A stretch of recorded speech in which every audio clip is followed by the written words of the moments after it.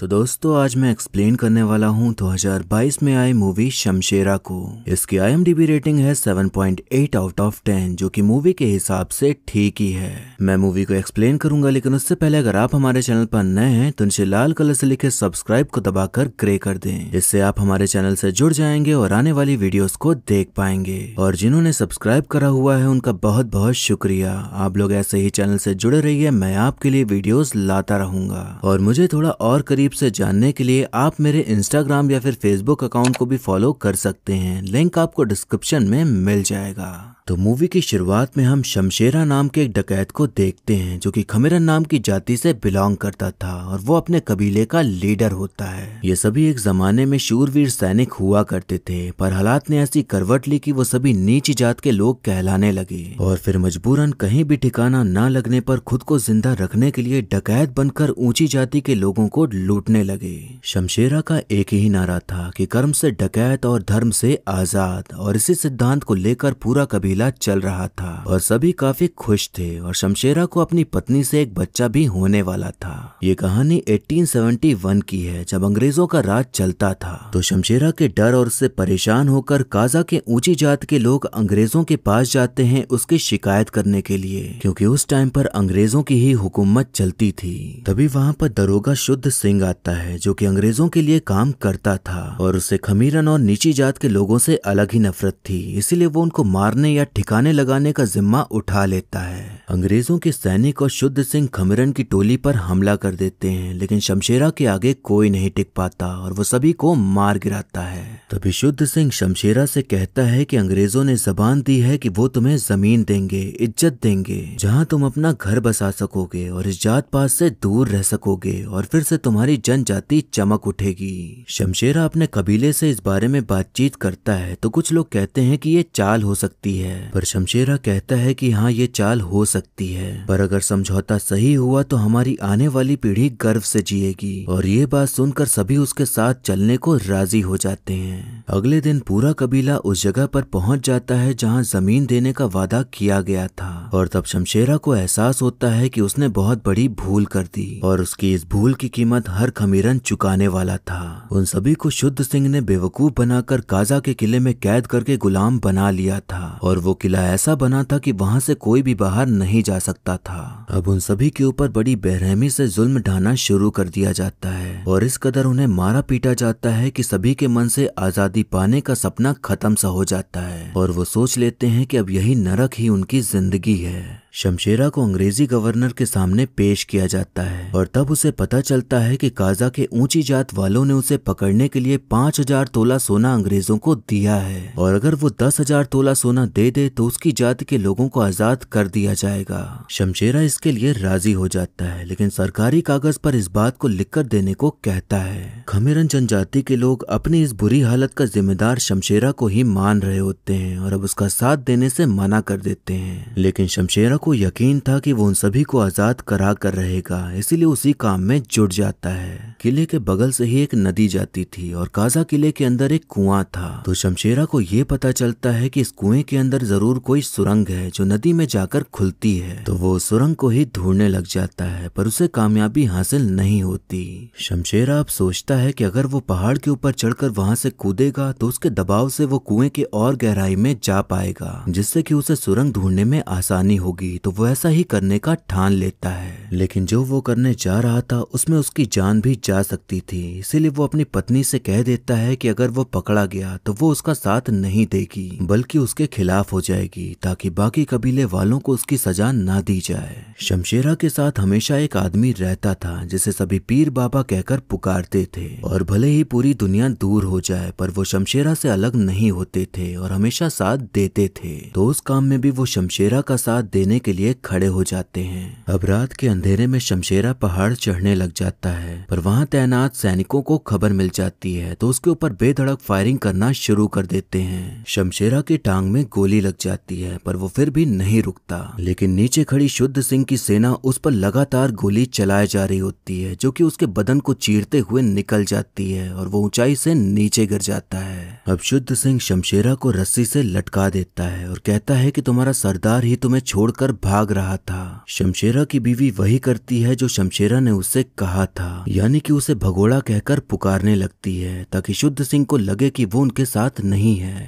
शुद्ध सिंह उससे भी ज्यादा चालाक था, तो वो उसको एक पत्थर देता है और शमशेरा को मारने के लिए कहता है। शमशेरा की पत्नी को मजबूरन उस पर पत्थर फेंकना ही पड़ता है और ये देखकर वहां खड़े बाकी के खमीरन भी उसे भगोड़ा कहकर उस पर पत्थर फेंकने लग जाते हैं और ऐसे ही शमशेरा की दर्दनाक मौत हो जाती है और जीवन भर के लिए उस पर भगोड़ा होने का ठप्पा लग जाता है। अब कहानी यहाँ से 25 साल आगे बढ़ती है और हम देखते हैं कि खबीरन जनजाति के लोग अभी भी काजा के किले में शुद्ध सिंह की गुलामी में ही रह रहे हैं और काजा के किले को ही अपना घर मान लिया है। उसी किले में जन्म हो चुका था शमशेरा के बेटे बल्ली का, जो कि नेचर के हिसाब से एकदम शैतान टाइप का लड़का था और उसका सपना था कि वो शुद्ध सिंह की सेना में भर्ती हो सके, क्योंकि वो अपने आप को खमीरन नहीं मानता था। वहाँ पर रहने वाले बाकी लोग उसे ताने मारते रहते थे, ये कहकर कि इसका बाप भगोड़ा था और ये भी भगोड़ा ही निकलेगा। पर बल्ली को बचपन से ये सुन सुनकर आदत पड़ चुकी थी, इसीलिए वो ज्यादा भाव नहीं देता। यहाँ ये भी पता चलता है कि बल्ली को अपने पिता के बारे में कुछ पता ही नहीं था, बस उतना ही पता था जितना लोगों से सुना था और उसकी माँ और पीर बाबा ने भी उसे कुछ भी नहीं बताया था। पीर बाबा बल्ली को पहाड़ चढ़ने का अभ्यास कराया करते थे और उसकी एकदम कड़ी ट्रेनिंग करा रहे थे और अब यहाँ हमें पता चलता है कि शुद्ध सिंह की सेना में भर्ती होना ये सब एक प्लान है। जो आजादी का सपना शमशेरा ने देखा था उसे ही पीर बाबा पूरा करना चाहते थे, इसीलिए वो उसी के बेटे बल्ली को ट्रेनिंग दे रहे थे ताकि वो पहाड़ चढ़ के कुएं में कूद सके और उस सुरंग को ढूंढ ले और वहीं शुद्ध सिंह की सेना में शामिल होकर शुद्ध सिंह का भरोसा जीत सके। अशोक नाम का एक आदमी खाने पीने का राशन लेकर किले में आता रहता था, जिससे बल्ली ने दोस्ती कर ली थी, तो उसके जरिए वो बाहर की खबरें ले लेता था। बल्ली की एक प्रेमिका भी थी जो कि एक डांसर थी जिसका नाम सोना होता है। सोना कभी कभार शुद्ध सिंह के कहने पर नाचने आया करती थी और इसी बीच बल्ली और सोना में प्रेम शुरू हो गया था। अब हम देखते हैं कि शुद्ध सिंह की सेना में भर्ती होने के लिए बल्ली टेस्ट देने पहुंच जाता है, लेकिन कुछ बहुत खास नहीं कर पाता। तभी शुद्ध सिंह उसके सामने एक बच्चा लाकर खड़ा कर देता है और कहता है कि सैनिक का पहला कर्तव्य होता है मुजरिम को सजा देना, तो तुम्हें इस मुजरिम को सजा देनी है और 30 कोड़े लगाने हैं। अब बल्ली का तो सैनिक बनना एक प्लान था, तो वो बच्चे को कैसे मार पाता, इसीलिए वो अपने आप को ही कोड़े मरवाने के लिए कह देता है। शुद्ध सिंह को समझ आ गया था कि बल्ली वहां क्या करने आया है, इसीलिए उसने ऐसी चाल चली थी क्योंकि वो जानता था कि बल्ली कभी भी बच्चे को नहीं मारेगा और अब बल्ली को ही अपनी पीठ पर 30 कोड़े खाने पड़ते हैं। और शुद्ध सिंह भी उससे यही कहता है कि तुम्हारा बाप भगोड़ा था और अगर तुम्हारी माँ भी उसी के साथ लटक जाती तो ये दिन देखना नहीं पड़ता। बल्ली को जब दर्द देकर वापस किला भेजा जाता है तो वो पीर बाबा से पूछता है कि आखिर मेरे पिता ने क्या किया था जो सभी उन्हें भगोड़ा कहते हैं। तभी उसकी माँ वहां कर उसे सारी कहानी बता डालती हैं और बताती हैं कि तुम्हारा बाप भगोड़ा नहीं बल्कि हमारे कबीले का सरदार था। अपने पिता की कहानी और उनके मकसद को सुनकर बल्ली इतना ज्यादा प्रभावित हो जाता है कि अगले ही दिन बल्ली पूरा पहाड़ ही चढ़ जाता है, जिसे देखकर सभी चकित हो जाते हैं। शुद्ध सिंह की सेना उस पर भी गोलियां चलाती है, पर बल्ली वहां से छलांग लगा देता है और सीधे कुएं के अंदर पहुंच जाता है। कुएं में तलाश करने पर एक सड़ी हुई लाश मिलती है जो कि थी किसी और की, पर सभी को यह लगता है कि बल्ली मारा गया, पर बात तो कुछ और ही थी। बल्ली को कुएं के अंदर सुरंग मिल गई थी और वो किले से बाहर आ जाता है और जो लाश मिली थी वो किसी खमेरन की थी जो कभी मारकर फेंक दिया गया होगा। पीर बाबा ने बल्ली को एक नक्शा दिया था और बताया था कि नदी के बहाव में ही तुम्हें आगे बढ़ते जाना है, जहाँ तुम्हें नगीना शहर मिलेगा और वहीं तुम्हें दूध सिंह नाम का एक आदमी मिलेगा जो कि तुम्हें आगे की राह दिखाएगा और अब तुम्हारे ऊपर हम सभी की आजादी टिकी हुई है। अब बल्ली को एक घोड़ा मिल जाता है और उसी पर सवार होकर अपनी मंजिल की ओर निकल लेता है, लेकिन रास्ते में ही रेतीला तूफान आ जाता है जिसके कारण उसे कुछ भी दिखाई नहीं दे रहा होता। उसी बीच उसे एक आदमी भागते हुए दिखाई पड़ता है और उसके पीछे उसका दोस्त अशोक भी भागते हुए दिखाई पड़ता है, जो कि बताता है कि वो आदमी चोरी करके भाग रहा है। बल्ली उस आदमी को पकड़ लेता है और अशोक को पूरी कहानी सुनाता है कि वो किले से कैसे भागा और उसका मकसद क्या है। बल्ली बताता है कि सरकारी कागज के हिसाब से अगर हम अंग्रेजों को 10,000 तोला सोना दे दें तो शायद वो हमें आजाद कर देंगे, क्योंकि अंग्रेज सोने की चमक के गुलाम हैं। वो चोर आदमी जब शमशेरा का नाम सुनता है तो उसके ही गुणगान गाने लग जाता है, और तब बल्ली को पता चलता है कि जिसे वो ढूंढ रहा है वो वही इंसान है, यानी कि दूध सिंह। दूध सिंह बल्ली को नगीना के जंगल में ले जाता है और बताता है कि शमशेरा जब काजा के किले में जाने वाला था तो कुछ खमेरन को बाहर छोड़ गया, क्योंकि उसे पता था कि शायद कुछ गड़बड़ हो सकती है। फिर हम अपनी असलियत छुपाकर रहने लगे और छोटे मोटे काम करके जिंदगी गुजारने लगे, इस इंतजार में कि शमशेरा वापिस आएगा, पर ऐसा हुआ नहीं। कुछ लोग मारे गए तो कुछ लोगों ने अपनी झूठी जिंदगी को ही अपना बना लिया, और तभी गिने चुने खमेरन उसके सामने आते हैं जो कि अब तक बचे हुए थे। सभी लोग बल्ली को देखकर खुश हो जाते हैं, क्योंकि अब उन्हें उनका सरदार मिल गया था और अब बाकी कैद में फंसे खमेरन को आजाद करना था, जिसके लिए 10,000 तोला सोना चाहिए था, जो कि उनके पास तो नहीं था। बल्ली सीधा सोना के पास जाता है और उसको अपने गैंग में शामिल होने के लिए मना लेता है। बल्ली का प्लान ये था कि सोना बड़े लोगों के उत्सव में डांस करने के लिए जाएगी, जहाँ सभी अमीर लोग उसका डांस देखने आएंगे। तभी बल्ली वहाँ अपनी टोली के साथ आकर वहाँ डाका डाल देगा और सब कुछ लूट कर चला जाएगा। इसी प्लान को कामयाब बनाने के लिए बल्ली अपना मुंह छुपाकर ऐसे ही करने लग जाता है और गांव-गांव जाकर डाका डालने लगता है, ताकि वो कीमत इकट्ठा हो सके जिससे कि वो अपने लोगों को छुड़ा सके। अब आसपास के गांव के बड़े लोग शुद्ध सिंह से मदद मांगने के लिए आते हैं और उस पर ही सवाल उठाने लग जाते हैं कि अब उसका खौफ शायद खत्म हो गया है। तभी डकैत को पकड़ने के लिए अंग्रेजी सरकार ने बाहर से ऑफिसर बुलाया है। शुद्ध सिंह की इज्जत पे बात आ चुकी थी, तो अब वो तहकीकात करने में जुट जाता है कि आखिर ये डकैत है कौन। तो उसे पता चलता है कि जहाँ जहाँ सोना नाचने के लिए जाती है वहीं पर चोरियां हो रही हैं, जिसका मतलब कि वो भी डकैत से मिली हुई है।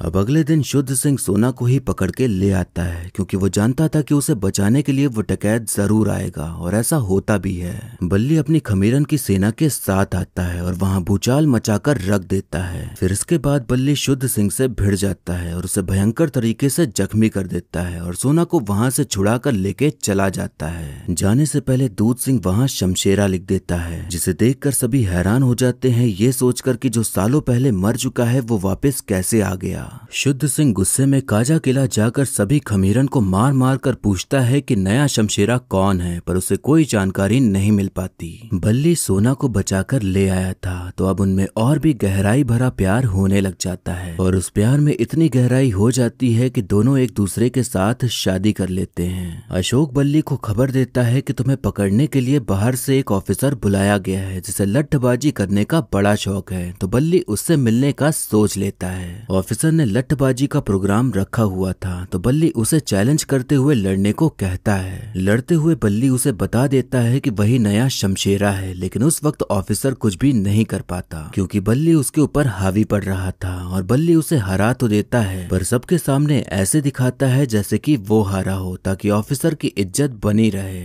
अब ऑफिसर सारे कागजात टटोल डालता है और तब उसे खमीरन का इतिहास पता चलता है, और उसे वो सरकारी कागज भी मिल जाता है जिस पर खमीरन की आजादी लिखी हुई थी। तभी वहाँ शुद्ध सिंह आता है और ऑफिसर को अपनी शादी में आने के लिए इनवाइट करता है। ऑफिसर के हाथ में बल्ली ने एक कागज का टुकड़ा पकड़ा दिया था, जिससे कि ऑफिसर को पता चलता है कि शमशेरा शुद्ध सिंह की शादी में डाका डालने वाला है, और ये उसकी आखिरी डकैती होगी, क्योंकि तब उसका 10,000 तोला सोना पूरा हो जाएगा। अब हम देखते हैं कि शुद्ध सिंह की शादी हो रही होती है कि तभी वहाँ बल्ली अपनी गैंग के साथ प्रकट हो जाता है और बंदूक की नोक पर डकैती डालना शुरू कर देता है और वहाँ से भाग जाता है। लेकिन शुद्ध सिंह तुरंत एक्टिव होकर बंदूक लेकर उन पर गोली चला देता है, जिससे कि उस कबीले का एक लड़का मारा जाता है और साथ में लूटा हुआ सोना भी वहीं गिर जाता है। उस लड़के के मारे जाने पर सभी को बहुत दुख होता है, और अब ये फैसला होता है कि कुछ दिन सब लोग अलग होकर अपनी उसी पुरानी जिंदगी में वापस चले जाएंगे, ताकि मामला ठंडा हो जाए, और यहाँ पर अब आजादी के सपने पर लगाम लग जाती है। इधर सभी लोग अलग अलग होकर छोटे मोटे काम करके गुजारा करने लग जाते हैं, और उधर शुद्ध सिंह और अंग्रेजी ऑफिसर अपनी सेना को उन सभी की तलाश करने के लिए भेज देते हैं। हम देखते हैं कि सोना अब पेट से होती है, पर जहाँ वो काम करती थी वहाँ का मालिक उनके साथ कुछ ठीक बर्ताव नहीं करता था, पर बल्ली उसका पूरी तरह से ख्याल रखने में पड़ा हुआ था। ऑफिसर सभी गांव के बड़े लोगों को बुलाता है और कहता है कि अगर आसपास कोई ऐसा इंसान आया हो जो कि अनजान हो तो उसकी सूचना हमें जरूर दें। अब हम देखते हैं कि जितने भी खमीरन छुपकर काम कर रहे थे उन्हें अंग्रेजी फौज पकड़ लेती है, क्योंकि जो ऐलान किया गया था उसके चलते वही थे जो नए आए हुए थे। तो अब वो सभी मारे जा रहे होते हैं। अब वो सभी लोग दोबारा मिलते हैं, पर अब उनकी संख्या कम हो चुकी थी और अब बस कुछ ही लोग बचे थे।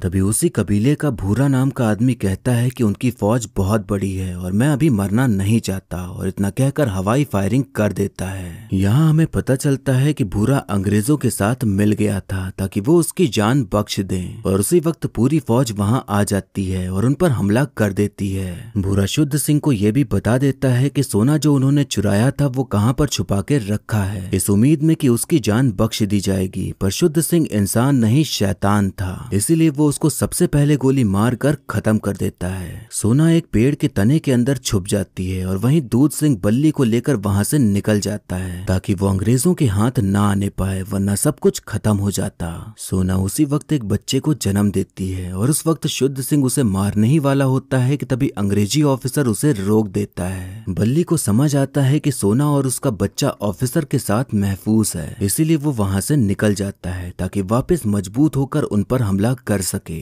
ब्रिटिश की महारानी का मुकुट भारत में लाया गया था ताकि उसकी खूबसूरती को लोग देखें और हर जगह उसे बताएं और रानी का मान सम्मान बढ़े। पर अब सब कुछ बदलने वाला था, क्योंकि बल्ली उस ट्रेन पर डकैती डाल देता है जिसमें मुकुट ले जाया जा रहा था और उस मुकुट को ही चोरी करके भाग निकलता है। उस मुकुट की कीमत 10,000 तोला सोना से कई गुना ज्यादा थी। तो बल्ली का प्लान यही था कि मुकुट को वापस करके वो किले में कैद अपनी जनजाति के लोगों को छुड़ा लेगा। अब हम देखते हैं कि बल्ली अपने 2-3 साथियों के साथ मुकुट लेकर काजा के किले पहुंच जाता है और वहीं अंग्रेजी ऑफिसर अपनी फौज लेकर गेट के सामने खड़ा होता है, पर यहाँ एकदम पासा ही पलट जाता है। शुद्ध सिंह अपनी फौज लेकर आ जाता है और अंग्रेजी फौज को मार डालता है, क्योंकि उसके अंदर बल्ली, शमशेरा और उनकी जनजाति को लेकर ही खुन्नस भरी हुई थी, जिसे वो बल्ली को मारकर बाहर निकालना चाहता था। शुद्ध सिंह मुकुट और बल्ली को कब्जे में ले लेता है और उसे इतना मारता है कि वो बेहोश हो जाता है। उधर अंदर कैद लोगों से पीर बाबा कहते हैं कि इन्हीं हाथों से तुम सबने शमशेरा को मारा था और भगोड़ा करार कर दिया था, पर वो भागा था हमें बचाने के लिए, हमें आजादी दिलाने के लिए। शुद्ध सिंह बल्ली को गोली मारने ही वाला होता है कि तभी अचानक से कई सारे कौवे आ जाते हैं और शुद्ध सिंह और उसकी सेना पर हमला कर देते हैं। इसी बीच बल्ली को होश में आने का मौका मिल जाता है और उधर पीर बाबा के सच बताने के बाद सभी लोगों में जोश भर आता है और दरवाजा तोड़कर बाहर निकल आते हैं। अब बल्ली और शुद्ध सिंह में भयानक तरीके से लड़ाई होती है, पर फिल्म का अंत आ गया है तो जाहिर सी बात है कि जीत बल्ली की होगी और वो शुद्ध सिंह को हराने में कामयाब हो जाता है। फिर इसके बाद बल्ली शुद्ध सिंह को ठीक वैसे ही लटका देता है जैसे उसने उसके पिता शमशेरा को लटकाया था, और फिर सभी लोग मिलकर उसके ऊपर पत्थर फेंकना शुरू कर देते हैं और उसे मार डालते हैं। अब हम देखते हैं कि बल्ली अपने सभी खमीरन साथियों के साथ वहां से निकल पड़ता है अपनी आजादी को लेकर एक नई दुनिया बनाने के लिए, और फिर मूवी यहीं पर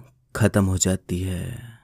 तो दोस्तों, ये जो मूवी है वो हमें बाप बेटे के रिश्ते और नीची जात पर होने वाले जुल्म को दिखाने का काम करती है, पर अफसोस की बात यह है कि ये कुछ भी दिखाने में कामयाब नहीं हो पाती। आप सभी जानते ही होंगे कि ये मूवी फ्लॉप साबित हुई है और इसके कई कारण हैं। पहला कारण तो यही है कि इसकी कहानी कुछ नई नहीं है, बल्कि ऐसा ही फील होता है जैसे कई सारी फिल्मों में से कहानियों को लेकर एक कहानी बना दी गई है और हमें सब पहले से ही पता है कि आगे क्या होने वाला है। दूसरा कारण ये है कि ये बहुत ही ज्यादा लंबी मूवी है जिसे देखते देखते आप बोर होने लग जाते हो और यही फील होता है कि कब खत्म होगी। एक टाइम पर ऐसा फील होता है कि अब इंटरवल आ गया है, पर वो इंटरवल होता नहीं बल्कि उसके आगे भी फिल्म चलने लगती है, और फिर एक टाइम पर लगता है कि फिल्म खत्म हो गई है, लेकिन फिल्म तब भी खत्म नहीं होती बल्कि चल रही होती है और मन होता है कि अपनी कुर्सी छोड़कर थिएटर से बाहर निकल जाएं। इस फिल्म का स्क्रीन प्ले काफी ज्यादा ढीला देखने को मिलता है, जिसके कारण ना तो हम कहानी से कनेक्ट हो पाते हैं और ना ही किसी भी कैरेक्टर से। जब तक शमशेरा नजर आता है तब तक देखने में बढ़िया लगता है, लेकिन उसके बाद मूवी एकदम हंसी मजाक और इधर उधर करने में ही निकल जाती है। यही सब कुछ कारण है जिसके चक्कर में फिल्म बुरी तरह से पिट गई और ऑडियंस को बिल्कुल भी पसंद नहीं आई, जबकि सभी को ये उम्मीद थी कि फिल्म कुछ कर दिखाएगी, पर ऐसा हो नहीं पाया। इस फिल्म का जो विलन है यानी कि शुद्ध सिंह, उसे ये दिखाने की कोशिश करी गई है कि वो निचली जात वालों से नफरत करता है और थोड़ा सरफिरा टाइप का है, मतलब कभी भी सीरियस नहीं रहता पर आतंक खूब मचाता है। पर ये कैरेक्टर हमारे अंदर विलन के प्रति डर पैदा नहीं कर पाता और मजाक बनकर रह जाता है। इस फिल्म में एक और बात सबसे खराब लगी कि इसमें बहुत सारे गाने डाल दिए गए हैं जो कि कुछ खास भी नहीं है, पर फिर भी वो वहाँ मौजूद हैं। हर 15-20 मिनट में एक गाना आ जाता है जिससे कि मूवी देखने का मजा और भी किरकिरा हो जाता है। अब बात करें कि इस फिल्म में अच्छा क्या था, तो जो सिनेमेटोग्राफी और कैमरा एंगल्स हैं वो काफी सही देखने को मिलते हैं। यहाँ एक बात ये खटकती है कि बल्ली या शमशेरा की मदद करने के लिए कौओं का झुंड कहाँ से आ जाता था। क्या शमशेरा या बल्ली के पास इतनी पावर्स थी कि वो कौओं को कंट्रोल कर सकें, या इतना ज्यादा लगाव हो चुका था कि वो उनकी मदद के लिए आ जाते थे। तो अगर इतना ही था तो यहाँ पर फिल्म का नाम शमशेरा नहीं क्रोमैन ही रख देना चाहिए था। अब एक्टिंग की बात करें तो रणबीर कपूर को जनता बहुत ही अच्छा कलाकार मानती है और उन्होंने इस फिल्म में भी अच्छा काम किया है, पर उनकी एक्टिंग भी इस फिल्म को नहीं बचा पाई। सबसे अच्छा काम यहाँ रोनित रॉय, सौरभ शुक्ला और संजय दत्त का देखने को मिलता है। इन तीनों ने ही अपने कैरेक्टर को अच्छे से निभाया है और उनकी एक्टिंग बहुत ही शानदार रही। बस संजय दत्त का जो कैरेक्टर लिखा गया वो थोड़ा अटपटा था, लेकिन उन्होंने उस चीज को बखूबी निभाया है। वानी कपूर की बात करें तो उन्हें बस इस तरह से लिया गया है कि उनकी जगह कोई और भी होता तो फिल्म में कुछ फर्क नहीं पड़ता। फिल्म के फर्स्ट हाफ में वो डांस करते नजर आती हैं और सेकंड हाफ में वो पेट से हो जाती हैं। तो कुल मिलाकर उनका रोल ऐसा था जिसे काम में नहीं लिया गया और उनका कैरेक्टर कोई छाप नहीं छोड़ पाया। जो बच्चा हमें सोना की गोद में दिखाया गया वो हम सभी जानते हैं कि वो असली बच्चा नहीं था, पर वानी कपूर ने उसे ऐसे पकड़ा है और उसको साथ लेके ऐसे भागी है कि अगर असली बच्चा होता तो शायद वो बचता ही नहीं, क्योंकि उन्होंने ये फील करके एक्टिंग करी ही नहीं कि उनके हाथ में एक बच्चा है, बस एक्टिंग कर दी है। बाकी जितने भी सह कलाकार हैं उन सभी की एक्टिंग सही ही देखने को मिलती है और सबने अच्छा काम किया है। ये फिल्म अभी थिएटर में ही लगी हुई है, लेकिन देखने का कोई मतलब नहीं है क्योंकि कुछ खास नहीं है। बाकी आपकी मर्जी है कि आप क्या करना चाहेंगे। रणबीर कपूर की अगली बड़ी फिल्म ब्रह्मास्त्र आ रही है जो कि काफी बड़े बजट की मूवी है और बहुत समय लगाकर बनाया गया है, तो अब डर है कि कहीं उसका भी शमशेरा जैसा हाल ना हो जाए। फिल्म में भले ही कितना कुछ डाल दो, लेकिन अगर कहानी ही ढीली है तो फ्लॉप होना तय है। इसलिए उम्मीद करते हैं कि ब्रह्मास्त्र में स्टोरी अच्छी होगी। वैसे आप मुझे कमेंट करके बताइए कि आपको क्या लगता है कि ब्रह्मास्त्र हिट होगी या फिर शमशेरा की तरह फ्लॉप होगी। आप हमें अपने विचार जरूर बताइएगा। तो ये था एक्सप्लेनेशन शमशेरा मूवी का। आपको मूवी और मेरा एक्सप्लेन करना कैसा लगा ये कमेंट करके जरूर